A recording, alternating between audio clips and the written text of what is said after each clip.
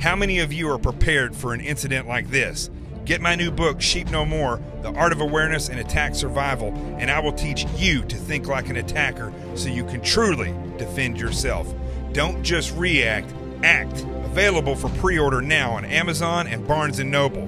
Sheep No More. Get it.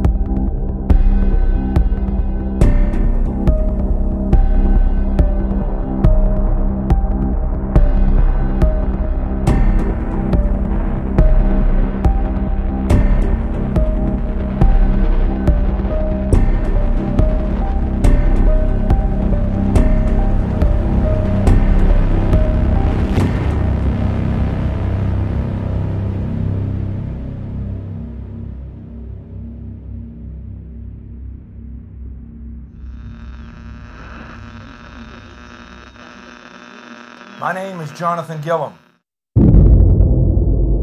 And this is The Experts.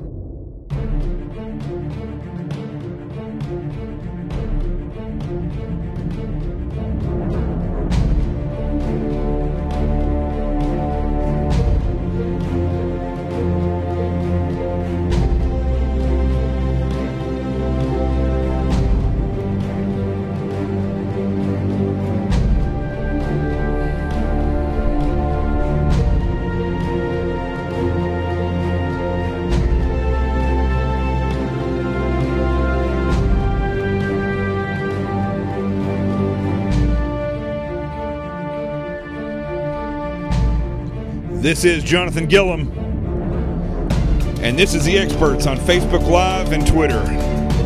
I did a little dramatic effect there to get it started, but I don't know.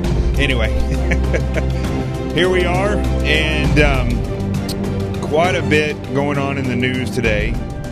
So I am going to reach out to my good buddy Michael Jack here in just a minute to discuss this, the Clinton uranium cover-up. We'll talk a little bit, and this is kind of developing, but what's funny is this is no secret to the majority of us that, and I'm really surprised when some people are surprised. So we're going to talk about that. The same players, the same people that I've been saying that the president is surrounded by were all players and had something to do with this. So we're going to discuss that. Our military academies are broken. We're going to discuss that. And then there's some other stuff in the news. We can always talk about Harvey Weinstein. So let's get started.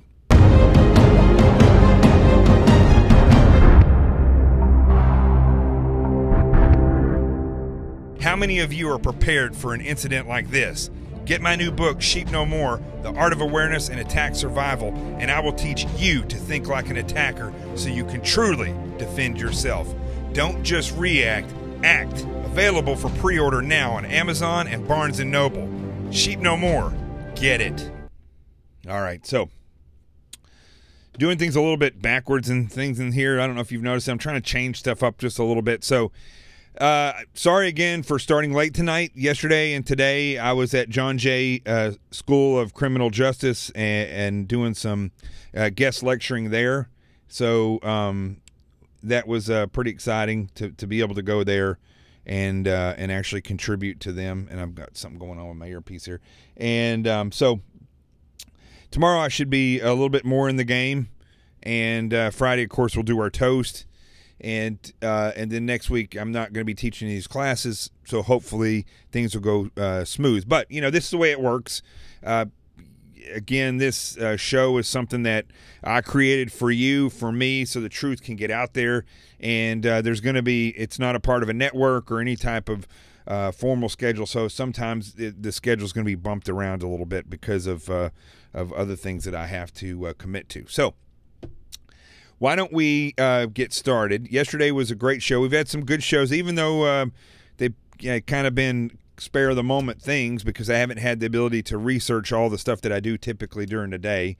We did get some donations coming in to the GoFundMe page, and I thank you for that. I can't thank you enough. Here's what bothers me. I'm open and honest and always transparent in things.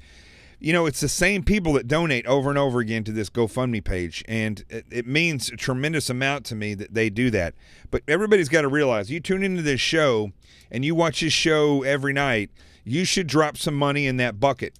I spend my own money on the bucket. So if you're a part of this, and your dialogue is very important. Not only should you share it, not on Facebook, which you should have done already, not only do you retweet it if you're on Twitter. I don't know what we do on YouTube, of course, but if you're a part of this show and the conversation on a regular basis, you should be donating some money to this show to keep it going, and at the same time telling people about this. This is the way we grow this thing in numbers. And even sometimes I've been on shows for the whole 3 hours and forgot to mention the show or the book, which I'll put the book up here as well. But I'm getting a little bit better at that because, my main goal in all this stuff is, whoops, made this thing too big. My main goal in this is to get you guys the right voices on this show and be able to give you the right information and dedicate my time and effort to the research and stuff that it takes. So, and again, like Georgia Cowgirl there, you've donated $85. Georgia Cowgirl's donated more than most people have at all since this show started. So I'm not chastising you. I'm trying to get you pumped up for this. This is your show. The bigger the budget gets in this show, the more I can do, the more I can take it on the road, the more I can go places, buy better equipment, even though the majority of equipment we have now has been donated. Besides the stuff that I had already that I'd previously bought. And I had quite an extent of stuff here. But basically, folks, you put in a little bit of effort into this thing, whether it be by word of mouth, getting it spread out, or donating a few dollars to this so that we can continue to get this thing going. That's what we need. That's what we need to do, and that's how this is going to continue to grow. And you may think, this isn't going to grow to be anything. I know a lot of you do, and I have my doubts at times, but we've done quite a bit. This show has been mentioned. I told you when I met Donald Trump Jr. and some of the people that were with him last year, they knew about this show. So there are people seeing this, and I know for a fact that there's people that watch this and at times get their opinions from this show before they go on air. I know that for a fact because I've seen it. I know they didn't have the proof. I know they hadn't talked to the people that I've talked to, and when they end up going on television or radio, it's now they're using our verbiage. So I know that that's the case. So why don't we do this? Before I even get long in the tooth, as my buddy from Officer Candidate School used to say, about this story, about the Clintons and the uranium and all this stuff and the Russians. Let's call Michael Jack. He's former FBI special agent, and let's have him chime in on what he thinks. Now, let me get this set up here real quick. Stand by. Boom. Shakalaka.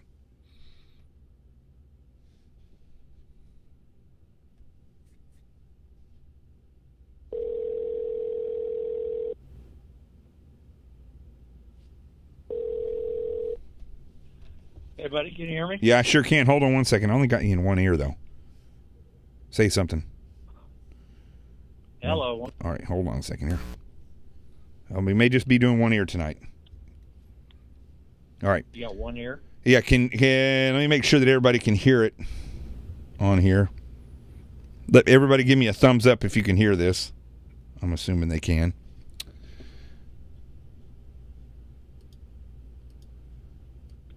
All right, so yeah, so go ahead. So Michael Jack, let me put your picture up here. What do you think, former FBI special agent? Well, your picture was up here. I'm assuming I still have it. I'll find it. Yeah, there it is. Okay.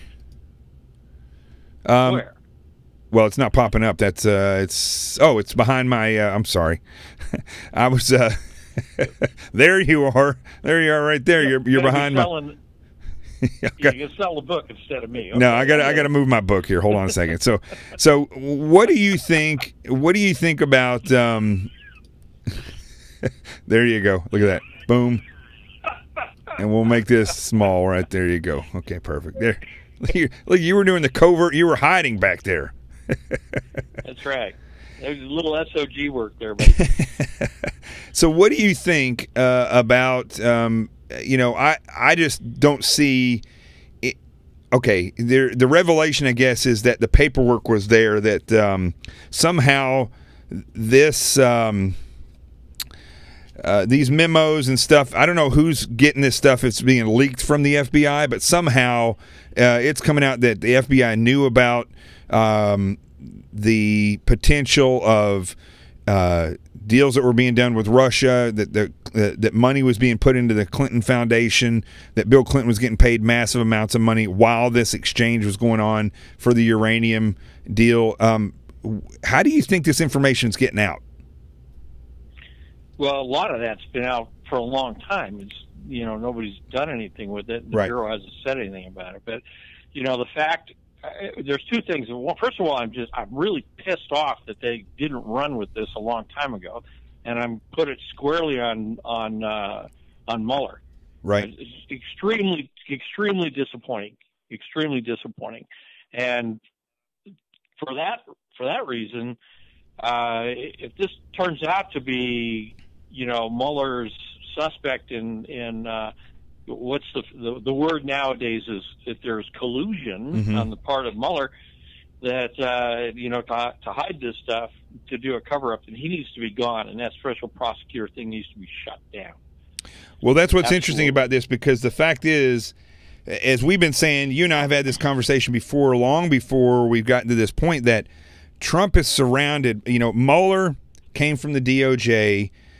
He worked closely with Comey in the DOJ. He worked closely with Rod Rosenstein in the DOJ. And then we've had this succession of, now we have, what is his name? I keep forgetting his name. Wray.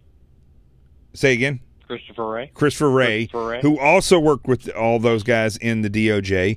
And now you have him as the head of the FBI. We've had this string of DOJ attorneys, for some reason, being appointed as head of the FBI. I don't agree with that. But you could easily see that I just was talking today about investigations at John Jay School of Criminal Justice to a class about how to carry out an investigation. And one of the main things I was saying is you shouldn't assume things. You shouldn't say just because that's the way the person appears that that's exactly what happened. But however, when we look back over the past year or so, with the book Clinton Cash that came out, with all the different things that were put together, I think we had good circumstantial evidence that things were happening and the powers that be in the DOJ and the FBI just weren't allowing that information to come to light.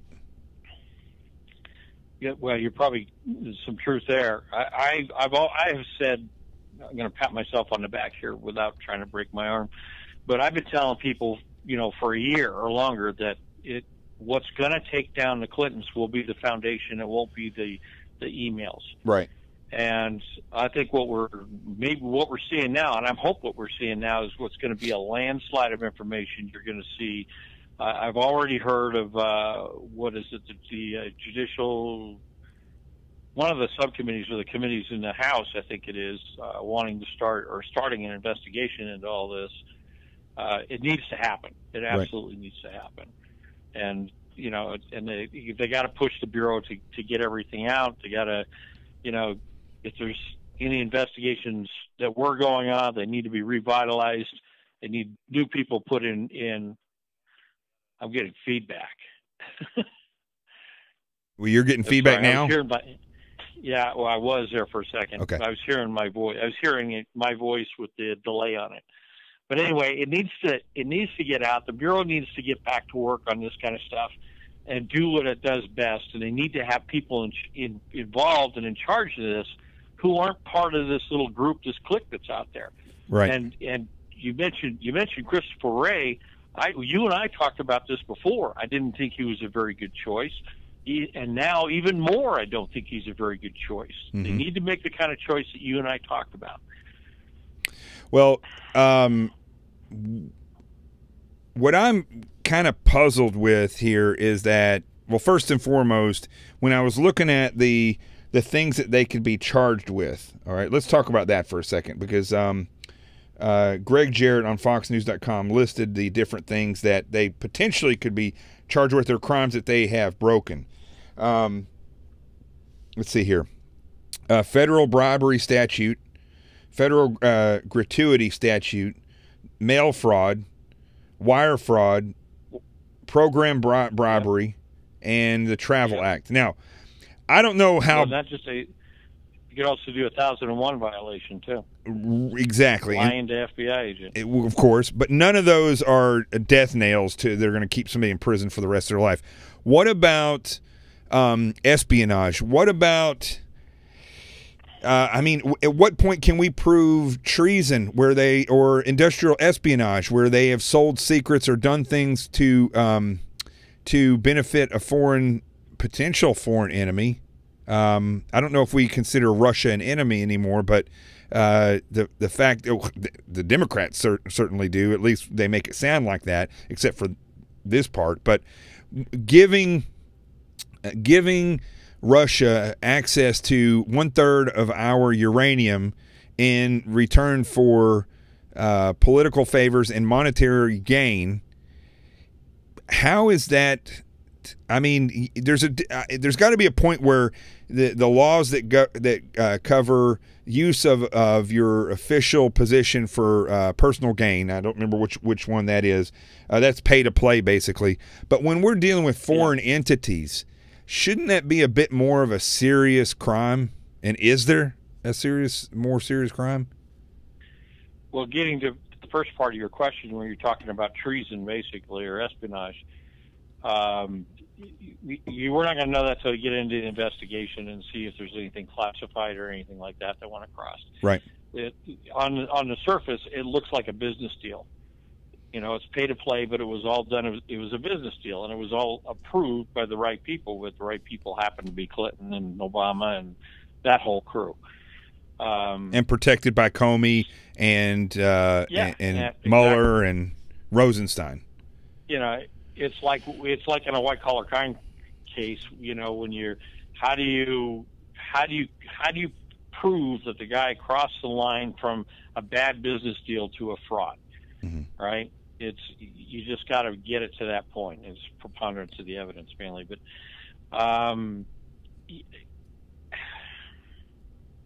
that's a tough one. I don't know if you're going to get there because there's going to be a lot of classified stuff involved.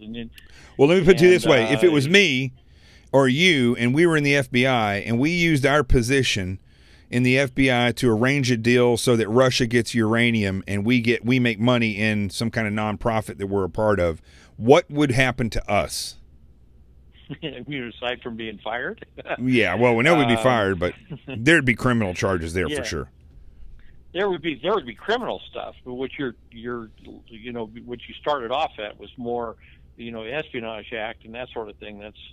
That's not criminal. That's going in a different direction. Right. That's national security.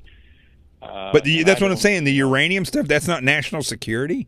I would figure that's national security. Is national security. Well, it could be. It's stupid. The whole thing was stupid. It was all pay to play, and it's all part of this globalist idea. Is, hey, yeah, well, you need uranium. We got plenty of extra. We'll sell it to you. Right. But it was set up and done like a business deal. It was between companies. Mm-hmm. It wasn't the United States that sold that stuff to Russia. It was an American company who sold it to a Russian company that happened to be owned by Putin. Right.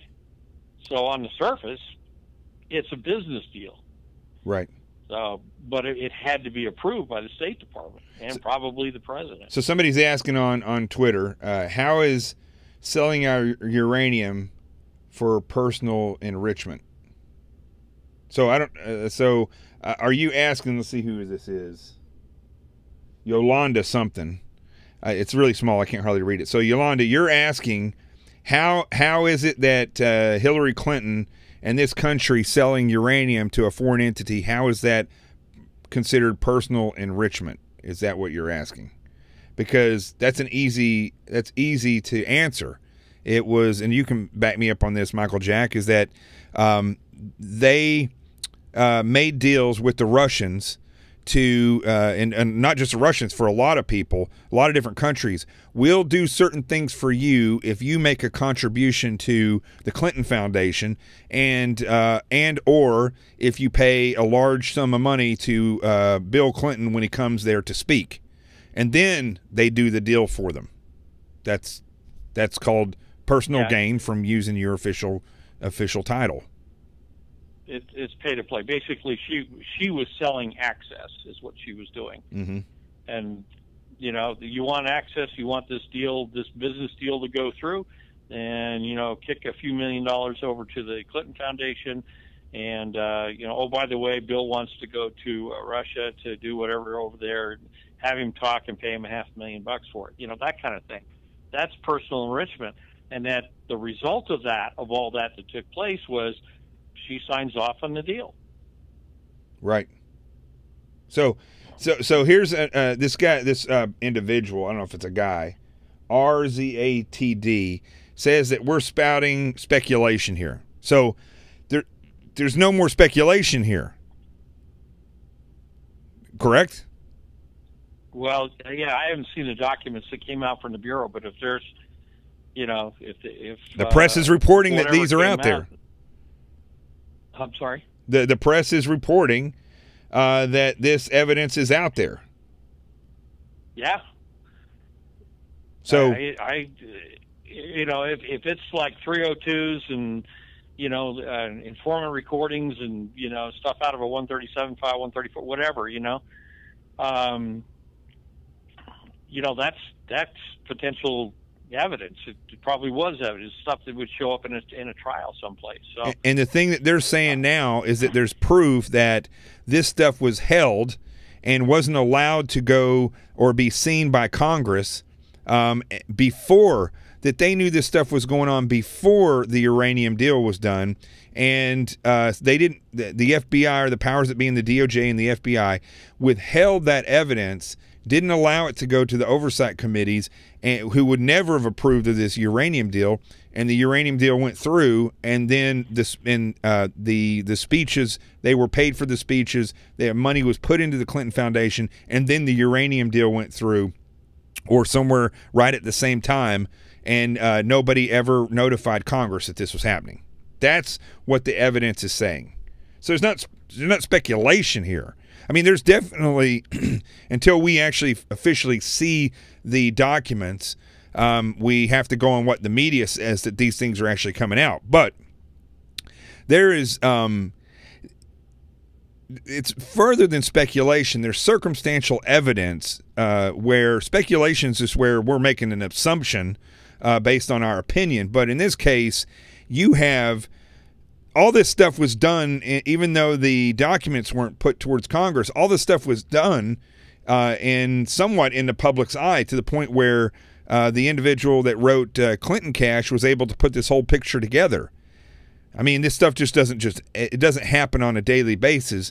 But that's the problem, and you can attest to this, Michael Jack, is that when criminals that do things nefariously over and over and get away with it, they tend to get comfortable in their own criminal behavior, and that's typically what gets them caught.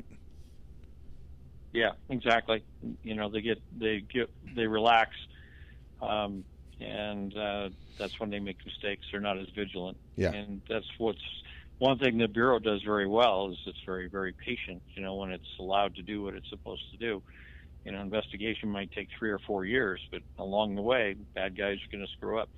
The other thing I was going to bring up is that this isn't just necessarily now, at this point, circumstantial evidence. There's direct evidence in there. They were talking about, you know, recorded conversations between the informant and the other people involved in this thing about what was going on. That's all direct evidence. That's not circumstantial. Right. You know. Yeah, exactly. So, you know what? We're beyond it.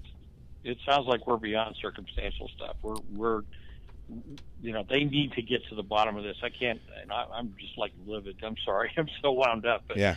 This has to be, if the Bureau's going to recoup from all this, they have to get into this and do a good job.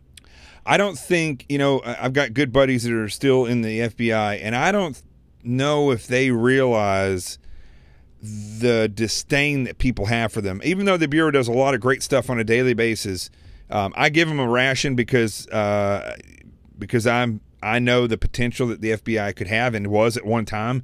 And I'm unhappy with a lot of the leadership, like Jeff Ringel, who I talk about constantly on the show because he's now a public figure, so I can do that. I remember him. Yeah. Oh, really? I didn't know that. Yeah, I remember him. I ran across him when I was up there doing an inspection one time. But yeah, I know who he is. Yeah, you should have fired him. But so anyway, you know, it astounds me at how people, well, first off, I don't think people in the Bureau realize how bad the reputation is. Congress is like 3% approval rate now, and I think a lot of people in the United States have, not only do they not have any faith in the FBI, but when they say the FBI is involved with a case like in Vegas, people automatically assume that it's corrupt and that something's being covered up. And that's a shame. Yeah. And I don't think people realize it. Go ahead. I've been getting a lot of that. A lot of people that know me here, that they're coming at me with it.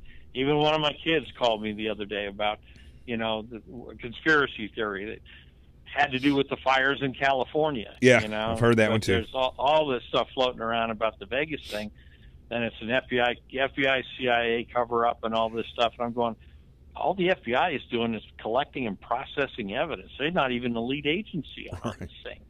Yeah, I don't know where somebody came up with something saying that they believed that the shooter was an FBI source in Vegas and that was a gun deal gone bad. And I don't. Oh, that's a good one. I like that. I don't know why. Okay, I don't know. I didn't want to speculate on this stuff. It makes no sense to me how they can come up with this stuff. But people search. They search and search. And look, some people give it their best effort because they're patriots and they want to figure stuff out. But what they don't realize is that they don't have access to the files. And when you have the evidence right in front of you, a lot of the times it's never what the media reports. Never. The media makes the stuff up as they go along, or they get a little snippet here and a little snippet there.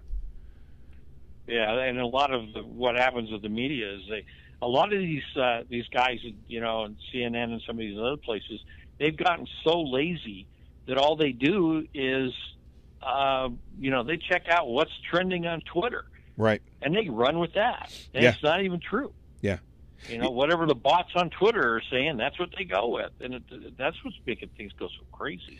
Yeah, like the guy who the Santos Jesus Santos. Everybody's saying, oh, he's been hidden by the FBI. I don't know where that came from, because the sources that I have say that I know he went on Ellen's show, but then he was being hidden by MGM because of lawsuits, and they didn't want him opening up his mouth any further. That was the gist that I got, and that makes a lot more sense than he's being hidden by the FBI. The FBI can't hide anybody against their will. So, but the other thing that's funny is when if I said his name wrong, I meant Jesus Campos. I don't know if I said that wrong, but sorry, Campos, not Santos. The interesting thing is I get people arguing with me, especially on Twitter, and I know a lot of these people are just trolls, but some of these people are very serious. Some guy earlier who is, I guess, former Israeli military guy. A lot of these Israelis come over here and they will start security companies. And I've dealt with other people in the past from South Africa and Australia who've come over and start companies. And when you do some due diligence on them, they spent 2 years conscripted in the military, and that's all they ever did. Or they were 15 years in the military pushing pencils the whole time. But yet they'll start a security company, and then they'll argue with you about evidence. This guy in particular is from Israel and is now wrote a book about surveillance. I don't know what his real background was. It says he was in the military for 15 years with Israel and now is a Silicon Valley security guy. And wants to argue about John McCain, about the tweet that I put out yesterday saying that John McCain has not done anything effective, especially in recent history. And he says, that's a lie, blah, blah, blah. And I say, okay, show me the list of things that he's done that's had effective solutions on anything, overwhelming effective solutions in 30 years. And the guy comes back with, did you vote for him? It's like, I'm not going to talk about whether or not I voted for him. And he says, well, evidently you did, because you would say, so people on Twitter and Facebook and YouTube, they think that they're these investigative gurus, and but most of the stuff that the information they get, like you said, comes from Twitter or whatever's trending on YouTube or Facebook. Mm-hmm. Yeah, now the latest one that I saw was they were using some new sort of, the military was using some sort of new special weapons that can remotely send some sort of a heat beam into a particular place and start fires, from high-flying aircraft. And that's what supposedly has caused all the fires in Northern California, which is, as well as I do, that's crap. Yeah. I was hearing fires in Northern. I heard a rumor fires in Northern California. Go ahead. No, go ahead. I said the fires in Northern California started because their infrastructure up there, for the whole state for that matter, is falling apart. Yeah.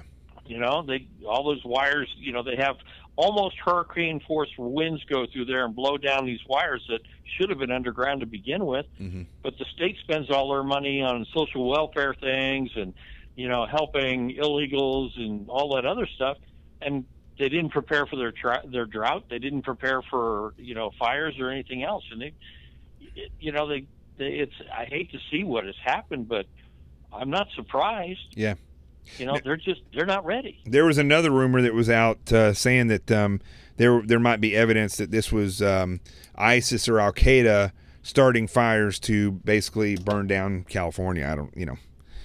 Again, this is stuff. A lot of the times is started by Alex Jones and the Laura Loomer or whatever her name is. I don't remember how to say her name. Those types of people who go out and like the one girl who I can't remember her name, Laura Loomis, whatever her name is. She got on stage there for when they were doing the mock assassination things of President Trump, and she jumped on at Shakespeare in the Park here in New York. And, she says, I was watching her on one of these mainstream media shows where she says, I visited the home of Jose Santos, Jesus Santos, and I'm sorry, I'm saying his name wrong again. Campos. Why do I keep saying his name wrong? Jesus Campos, and there was a security guard out front, and that was just, I don't know why he was out there, and so I tried to talk to the security guard, and he wouldn't answer my questions. What is going on? That's what she has to say, and that doesn't tell us anything. It doesn't tell us, but then they go into this whole conspiracy theory type thing. Yeah, that's typical.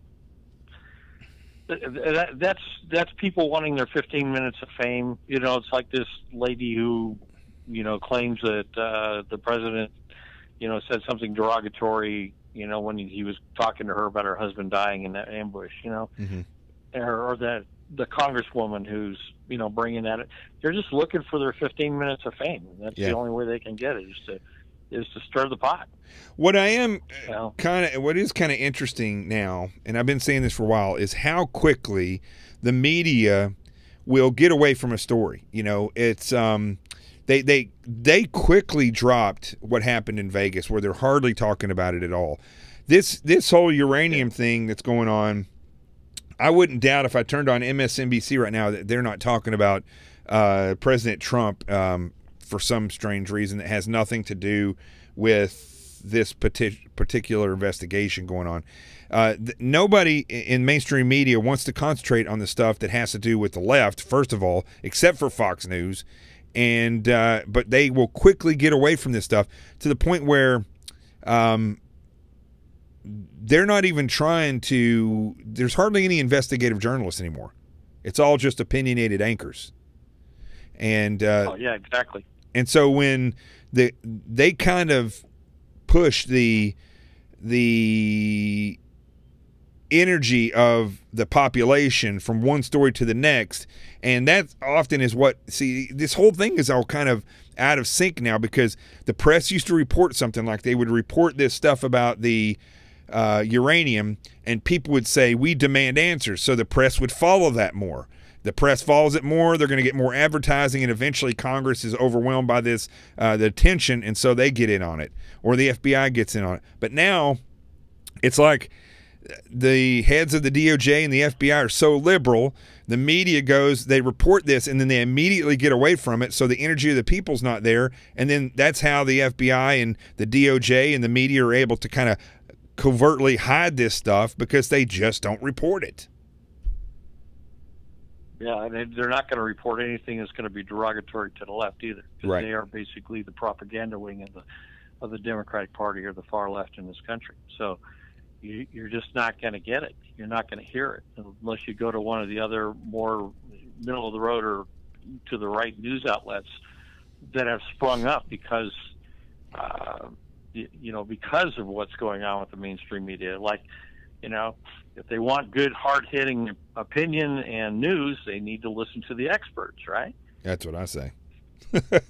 So anything else that's in your that's bothering you right now that you've seen that I know this whole uranium thing has got you fired up. I'm sure that you're going to be even more fired up if it goes nowhere, which I don't understand how Mueller can still be a special prosecutor with all this stuff going on. I thought Jeff Sessions did a great job today against Al Franken. I wish Jeff Sessions would have asked Al Franken and just simply said, "Are you drunk?" Because Al Franken sounds drunk. Yeah, well, Al Franken wouldn't be there if it wasn't for voter fraud. You know that, right? Yeah, tell us about that. No, I don't know that. Yeah, it turns out that remember all the details, but they've been looking at up there where he's from, Illinois, I guess it is. Go figure. There was the estimated number of illegals and people that shouldn't have voted was far beyond the margin that he won by. And, basically you can, I hate to assume, but you can basically assume that most all those people that voted that shouldn't have voted Democratic, and he got the nod. But he didn't win by a whole lot. It's like only 350 votes or something. So, or whatever it was, the number of people that they're assuming were fraudulent voters was far beyond what his margin of victory. So he really shouldn't be there. Yeah, I don't know how that guy pontificates more than just about anybody. I don't know. I don't know how these people get up there.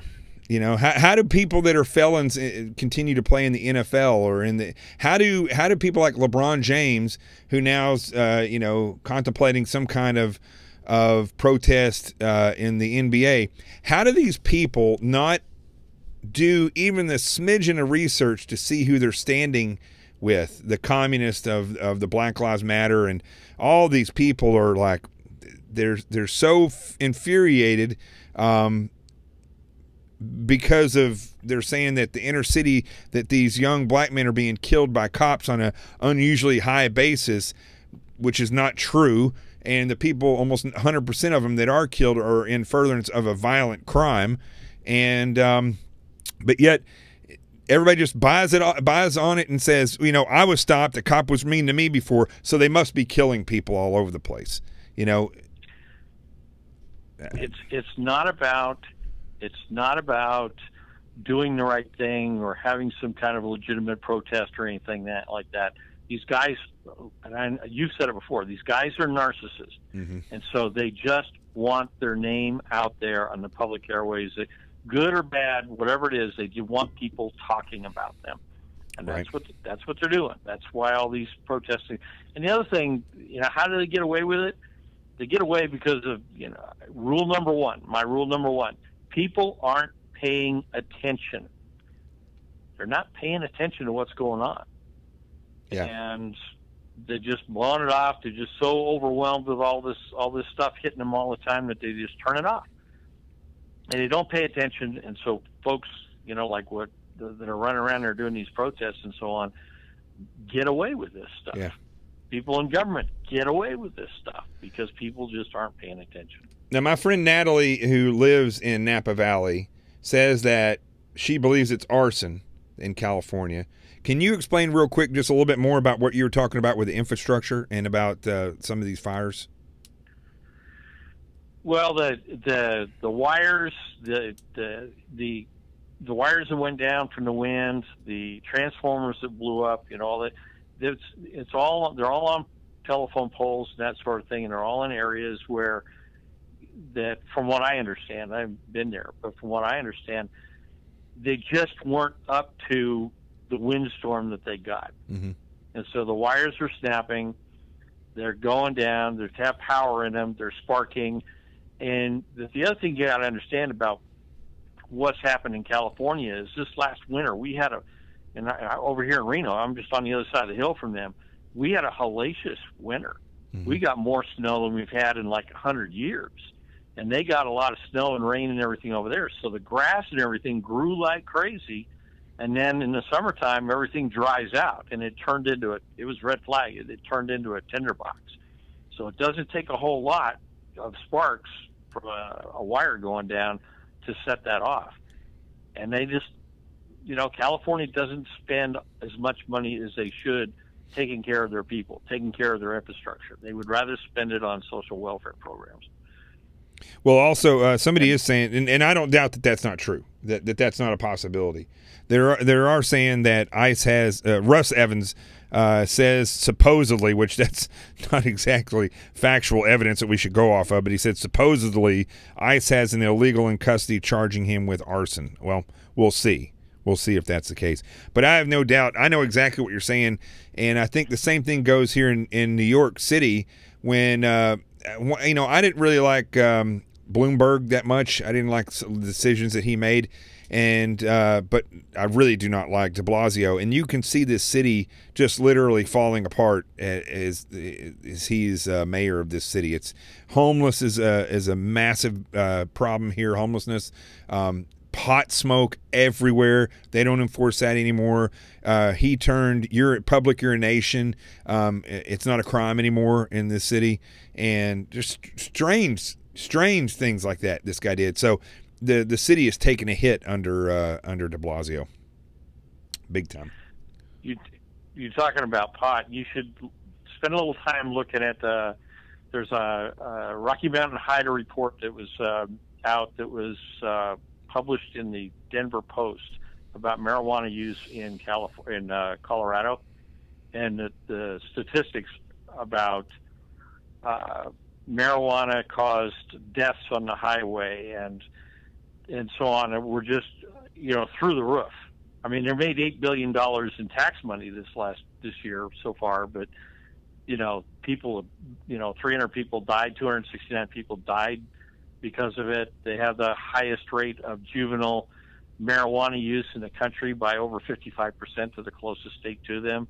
Their adult marijuana use is above every other state in the country. Their social programs are going broke, trying to take care of these people. And anyway, that's something you ought to take a look at and talk about sometime. That's some good research for you. Okay. Yeah, we'll do that. All right. Anything else? I was going to ask you a question. I can't remember what it was. I could go on for a couple more hours if you want. Let me see. I do want to. Go ahead. I do want to say one thing to your audience. I put a post up on the other the dialogue site a couple days ago, just having to do with the type of people we should be putting in office, and I got a tremendous response, and I'm really grateful for all the people that liked it and the comments and everything that they had up there. It was really nice to see that there's so many other folks that agreed with what I had to say. So thanks, folks. I really appreciate it. What was it? I didn't see it. Oh, come on, man. It's your site. You're not reading the post? Well, it's Jim DeLong runs that site, so I have so much. I have three other social media things that I got to do. Going to that one is that takes that's I go there when I have the time to go there, which isn't quite as often as I should have probably. But well, go ahead. What did it say? Yeah, you're missing out on all the good stuff. I don't have it in front of me, so I can't read it to you. It's not very long, but if you get a chance, go over there and take a look at what I had. So I basically laid out the kind of people that we need to be putting in Congress, not the type of people that are there. And I was kind of bouncing off of some of the stuff you said about some of these elected folks that we had. Yeah. Well, we have. So. Yeah. All right, buddy. Thank you very much. God bless you. Be safe out there, and we'll be talking to you soon. Yeah. Okay. Thank you very much. All right. Have a good night, everybody. You got it. Michael Jack, former FBI Special Agent, GS-15. That's way up there in case you're wondering. And we're going to move my book thing back over here. Hold on one second here. Let's see. Where is it? Boom. There it goes. Now, what was the other thing I was going to talk about tonight? It is... Probably should have asked him about this. Oh, well, the military academies. I want to say a couple things about them. First off, the other thing I want to say is if you guys are on Twitter or YouTube or Facebook and you're having a problem and it's glitchy on one, try one of the others, because that's what I'm starting to find here. Because it's broadcast on 3 different social media platforms, if you have a problem on one, I've had people that, like, sometimes on my iPad, my Facebook will just freeze. So you can switch to Twitter or you can switch to YouTube during the show and go over there and watch that stuff, because it's live on all 3 of those different things. That's why I'm constantly looking like this. I'm looking around at what everybody is saying. And I know there's a super chat thing where you can put all these things together. And I've been saying I'm going to do that for a while. So, the military academy. So, I read an article that somebody sent me here, and let me pull it up here. And it says, it's off the Federalist, it's not just West Point. U.S. military academies have become Disneyland for politicians. And it says the service academies are now the vanity projects of the military brass, not viable contributions to U.S. defense. And I have to agree with this. Before I even read the article, that title is perfect. It's long. It's hard to believe they put that whole thing in there. That's more like a thesis statement than it is a title. But it's true. I have said for a long time, I learned this back in when I first went in the military. I mean, I graduated from officer candidate school.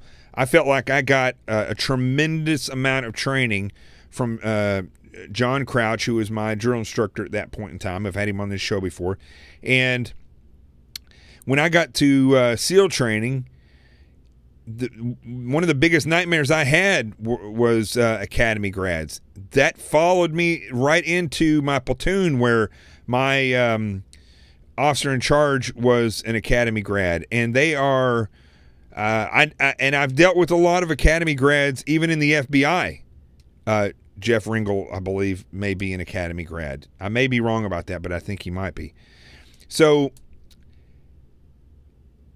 I've known for a long time that the leadership that comes out of these academies. When I was in Ranger School, I dealt with some West Point guys. Jim Gagliano, who I'm not a fan of either. It's on CNN. He's a West Point grad. In Ranger School, some of the biggest idiots that I worked with there were West Point grads, and of course, there's good in all those as well. I've worked with some great people that came out of the academies, but by and large, the worst of the worst have been Academy grads.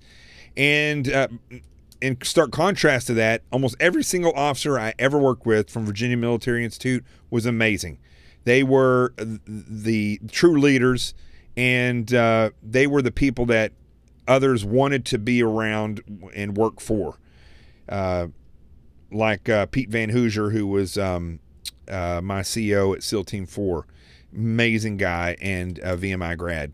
So what you see in the military now with the majority of these different social experiments that are happening, they're largely coming, it's coming from the brass in the DOD, and they in large part work with the different service academies. That's where they recruit a lot of the people to go in there that fit what they believe is going to be the social evolution of the military.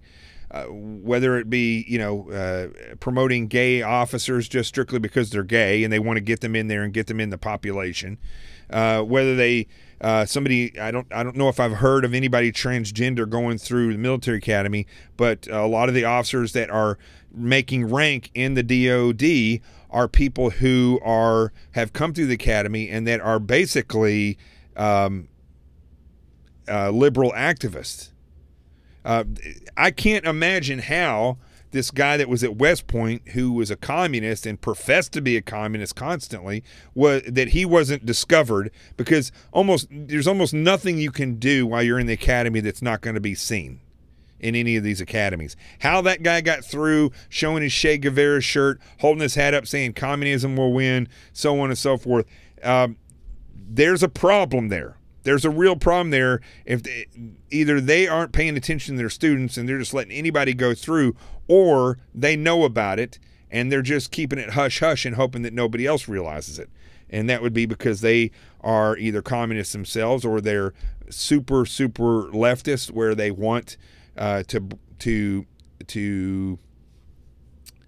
commit the DOD and our military to social experimentation in order to get the society and citizenry to change.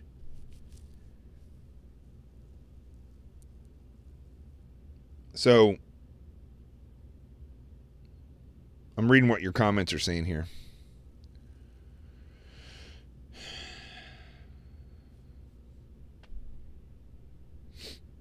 So maybe I'll put this story up on Twitter and on Facebook, and you guys can read it. And you know what? Tonight I'm going to end the night with somebody doing the national anthem. I think one of the best versions of the national anthem I've ever heard off of YouTube. But because I forgot to do that the other day, Jody reminded me of that. But if anybody has served recently in the military and you have stories about some of the people that are coming out of the academy, I'd love to hear what you have to say. You can direct message me on Twitter. J Gilliam _SEAL on Twitter, and of course Jonathan T. Gilliam on Facebook and on YouTube. You can direct message me, you can email me, you can go to jonathantgilliam.com, and you can email me through that. And also, I just want to let everybody know that I have an Amazon page up now that you can go to. I only have one book that's available right now, and you see it there. And so I think that's about it. I'm continuing to go on with this stuff and to research this stuff about West Point and the Naval Academy and the Air Force Academy, and I'd like to see how much of this and get stories from people, if possible, I didn't go to the academy, so I can't speak to a lot of it, but I can say that a lot of the people, it's similar to the way I feel about Harvard and the Ivy League schools. The majority of the people that have been on the Supreme Court came from Harvard, Columbia, and Yale, I believe. Those are the big three. And a vast number of people who are big policy people in government are all Harvard graduates. But yet our policies are a disaster. Our court system is a disaster. We have judges that are activists, and they come from Harvard, and people that are these aristocratic academic types that have no experience operationally, and they come in and they're somehow boosted to the very top as quickly as possible, and they just make terrible decisions. And so I lay that on Harvard. You know, I have to say there's a correlation if the majority of these bad policies are being written by Harvard graduates. Well, the same thing with the military.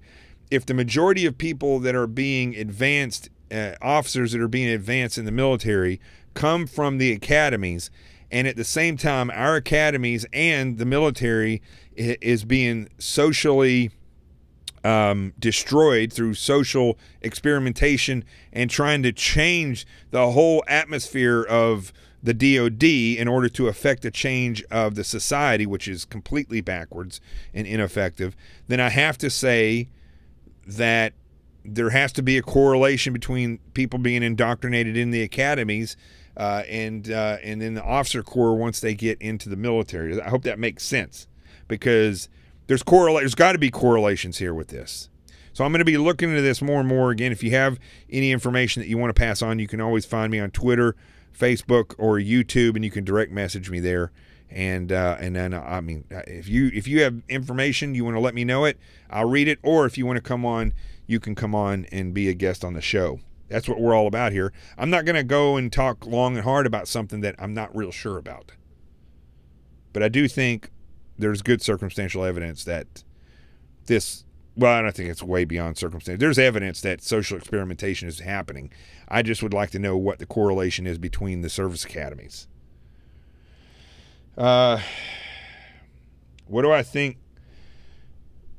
the military judge will do to Bergdahl?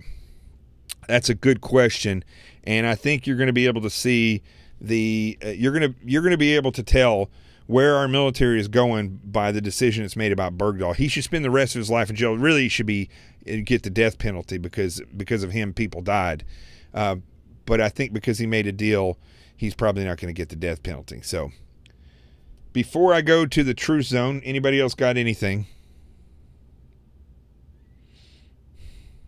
And make sure you're sharing this. If you there for a while, we had almost 200 people on Facebook.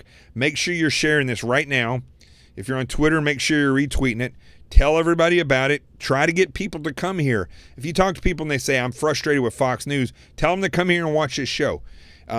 If they just want to hear analysis that's based on truth by people who have experience, such as Michael Jack or myself or Scott Eulinger and other people, then I'll have them on here. If you have an expertise, don't be afraid. Let me know. I'll have you on here. If we're talking about the border with Mexico and you live in and around that area and you've had experiences with this, by all means, call in and let me know, and we'll put you on. You can talk about it. We don't have to put your face up there. I can do it via the phone, or if you're confident, we'll put you up there.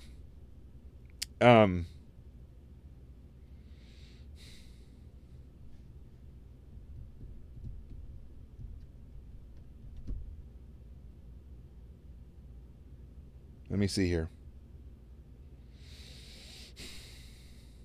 By the way, I got upgraded. I don't know if I told you this. Upgraded to 280 characters on Twitter. It's funny when other people try to come at you, but they only have 140 characters. I got double that, so I can really make a point now. And I got to thank Twitter, because that is huge.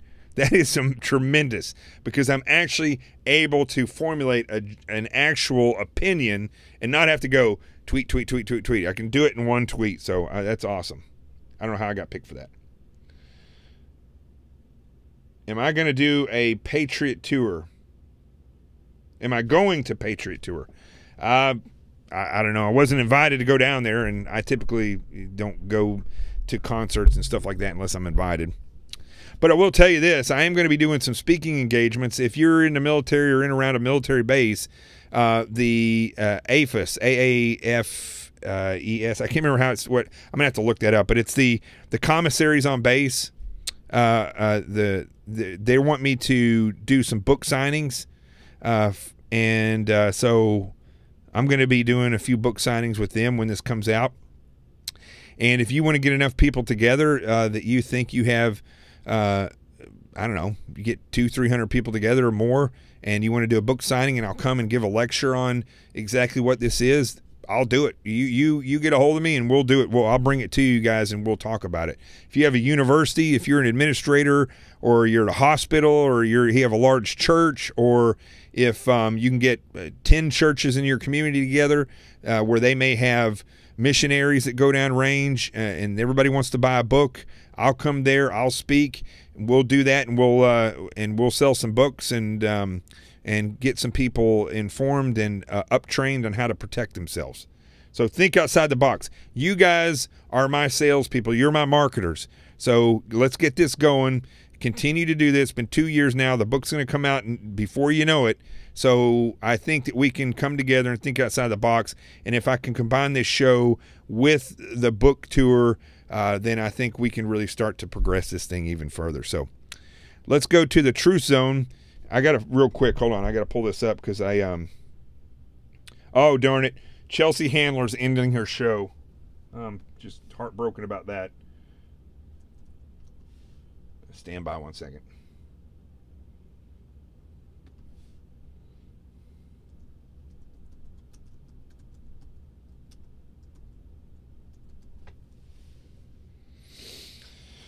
Let's see. Where is this old guy here?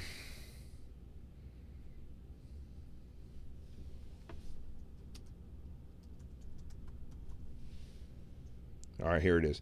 This is off of Fox Sports, and this is a World War II veteran who I may have played this before, but I want to go ahead and play it again. And I think it's just amazing. I think it's amazing. And so we'll go to the Truth Zone. We'll play this, and then we'll get out of here. Let me pull this up real quick. Hold on.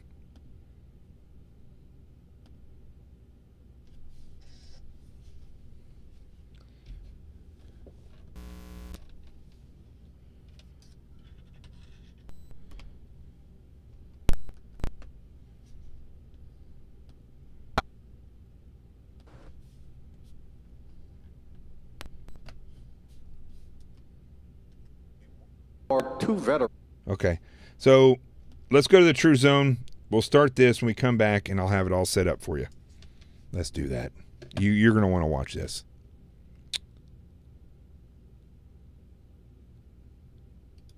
How many of you are prepared for an incident like this? Get my new book, Sheep No More, The Art of Awareness and Attack Survival, and I will teach you to think like an attacker so you can truly defend yourself. Don't just react, act. Available for pre-order now on Amazon and Barnes & Noble. Sheep No More. Get it.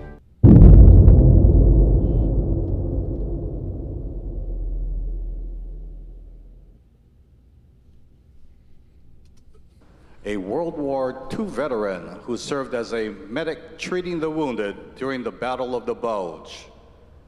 Please join Mr. Dupree as he performs our national anthem.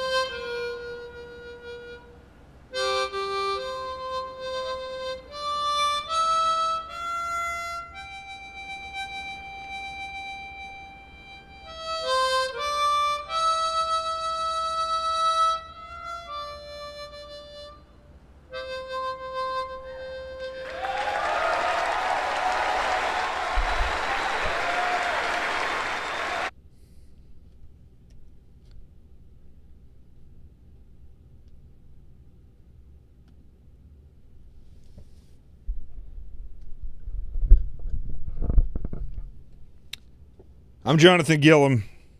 My old buddy Rico's down there asleep on the floor. You can always come here for the truth, and if I don't have it, I'll find the person that does. As always, thank you for being a part of this show, and remember, wherever you see this face, you know that the truth has arrived. Why don't you come along with me and join me? I'll see you tomorrow on The Experts.